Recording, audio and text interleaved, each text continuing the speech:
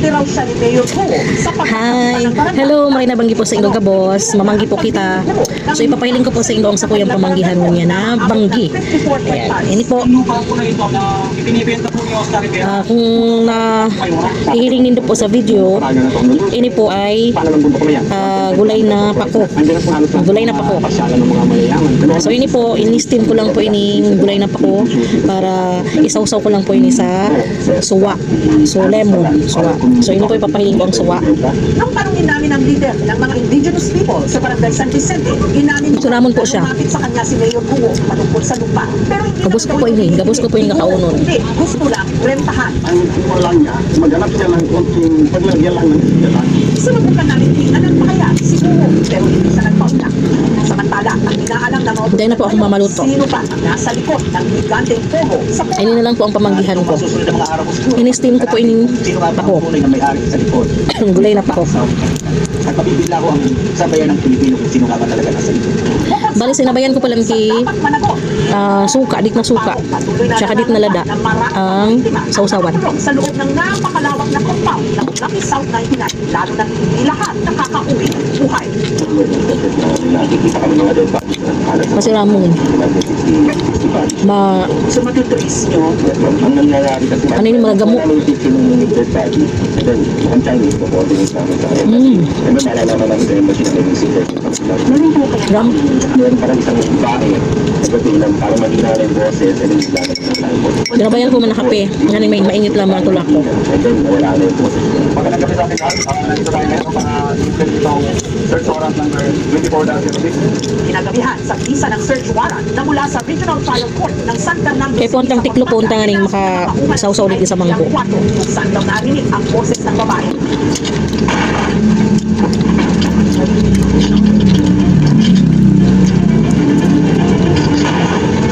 Sa loob ay nakita mga cellphone, alahas at bot.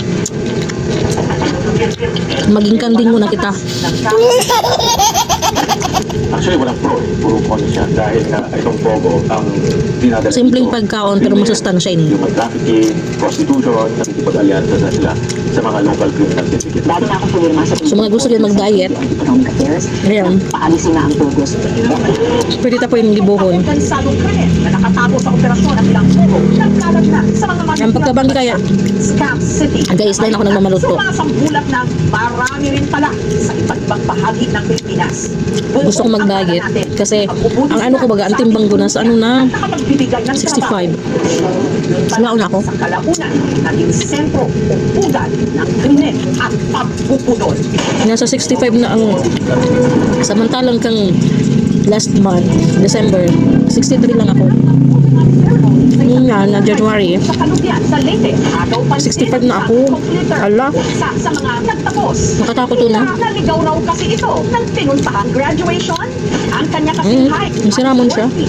Sa limitang singtaas ng mga Sausaw mo lang talaga sa suwa na may dit na suka. Six or five. Masarap mo na. Mukha siyang bata dahil maliit kumpara sa lahat. Stand out siya. Dagdag pa na ang kanyang face card o mukha. Singamo ng anghel katulad ng kanyang pangalan. Ang kanding bagarog kayo ni pagkakaon. Angel.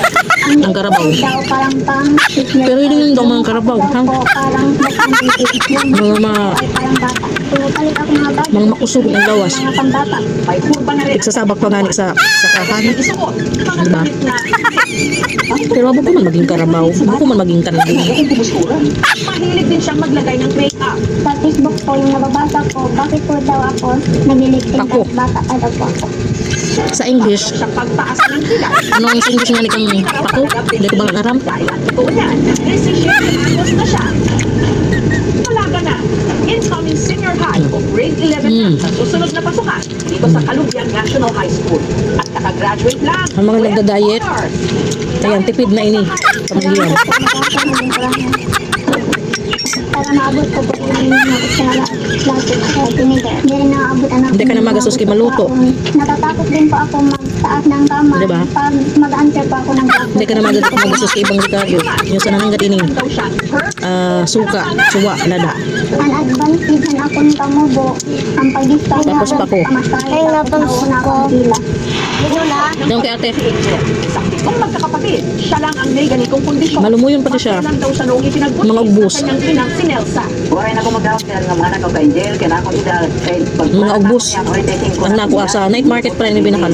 Di ka nga dito pula lang pagtutulo ka bulan. Ang sunod lima. Pag abot ng lima, naluoy man ako. Ako itong aking padayon. Sorry sa mga maarte. Bawal din sa mga maarte. Dago ang bata. Yan ako. Ako ko ito sinsan na. Ako ang ginoo nga. Gusto sa dyan karne, puro aldaw. At normal itong isinila. Pinangalanan nga nilang Angel sa paniwalang hulog ito ng langit. Baka ma-high blood pa kampang. Ano ang problema magkarne?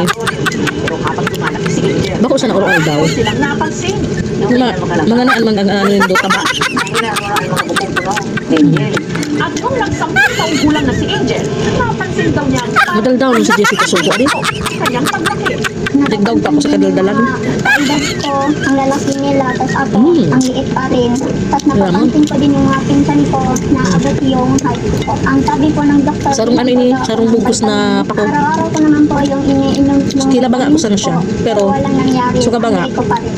Ginaon man na Alex sa buda ni Jeff. Kami na mag-asawa. Alaga sir.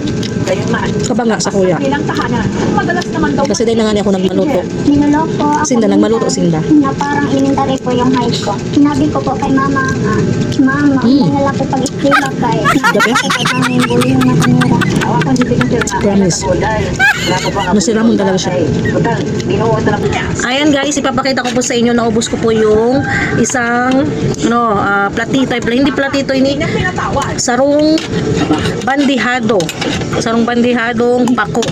Yan, naubos ko na po. Ini dahil naman hindi pwedeng kaunon kasi mga paklang na ini, mga matatagas na ini.